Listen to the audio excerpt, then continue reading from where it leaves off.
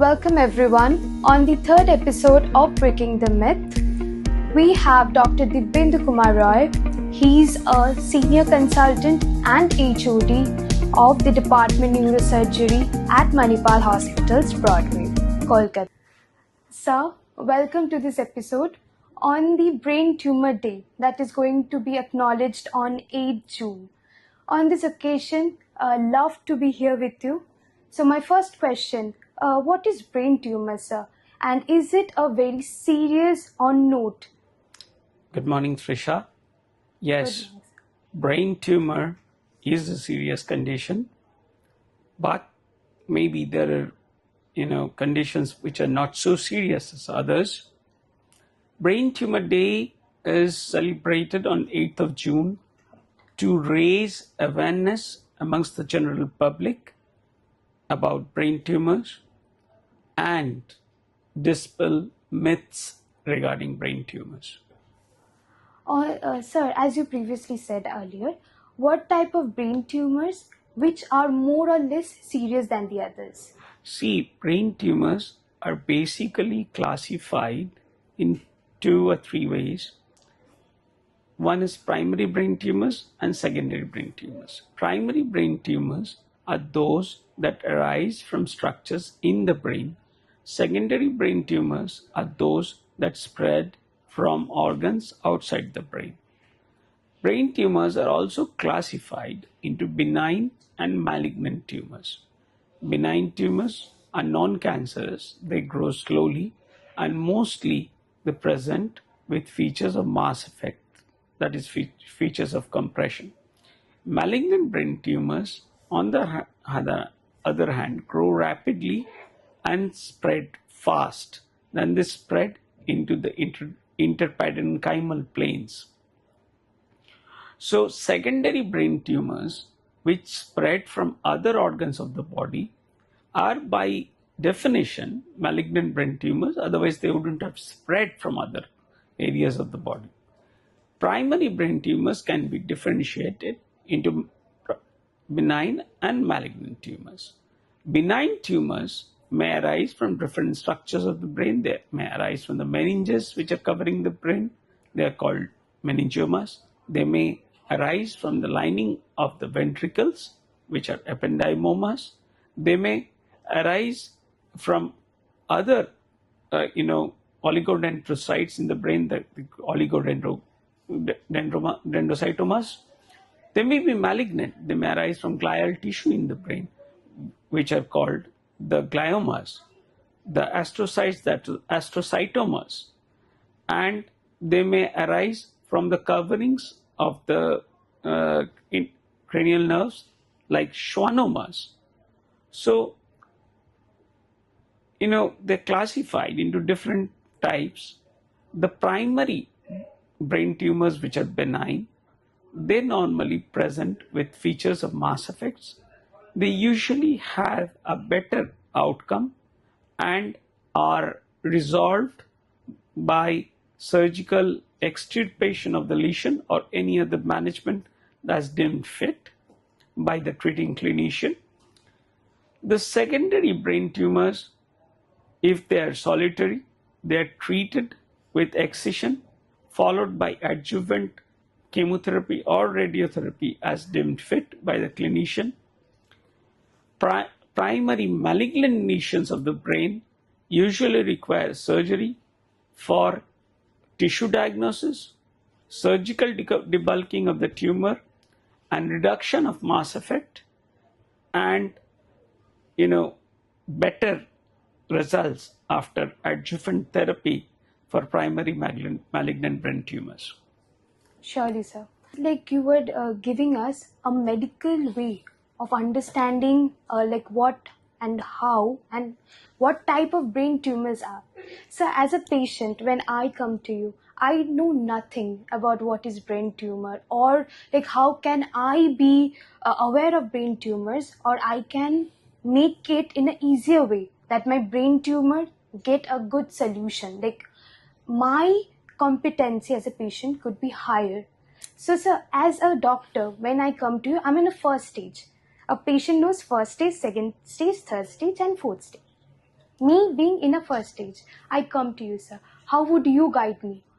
See, first, you need to come to me. So, what are the symptoms that you may be suffering from when you realize that you need to see a clinician?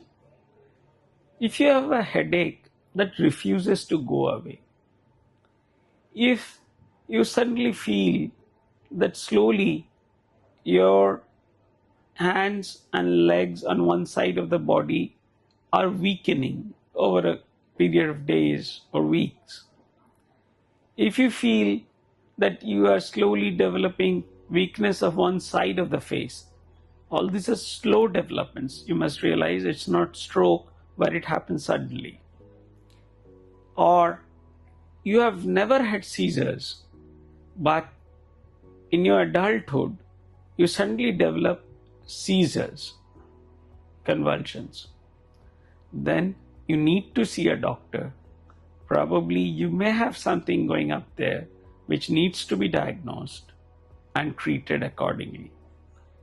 If you have a tinnitus, if you suddenly develop hormonal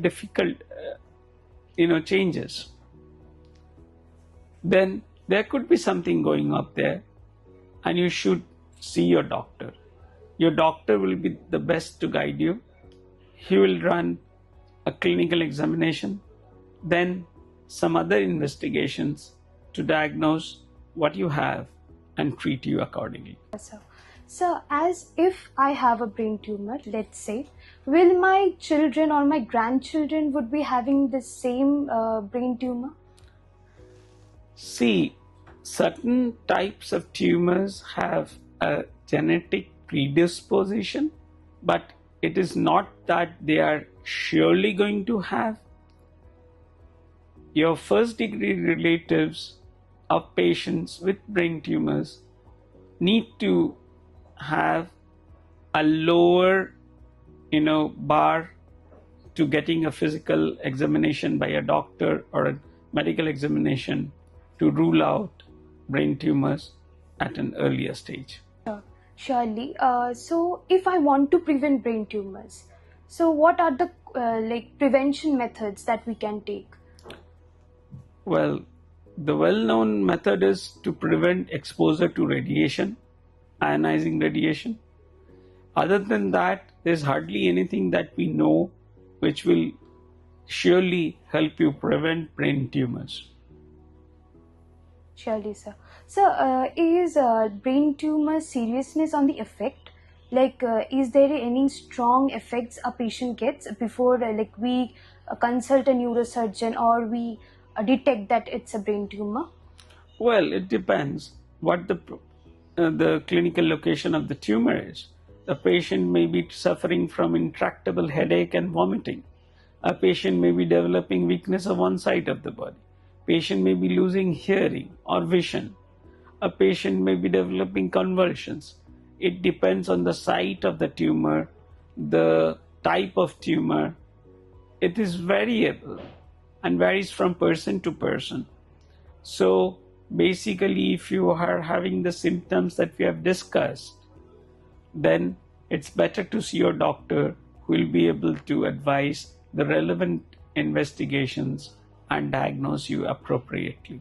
So as a doctor, would you suggest some precautions that we can take in dietary or in exercise or? Well, there is hardly anything in diet or exercise that's going to prevent brain tumors, but I'd always recommend a healthy diet, low in saturated fats, moderate carbohydrate intake, low refined sugars, and an active lifestyle.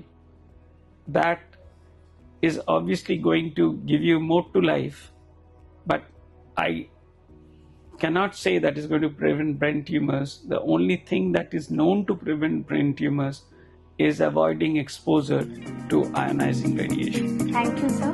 It was a lovely conversation to you. And as I said earlier, that on the occasion of 8th June of World Tumor Day of the brain. So yeah, thank you so much. Thank you, Trisha, for the interview.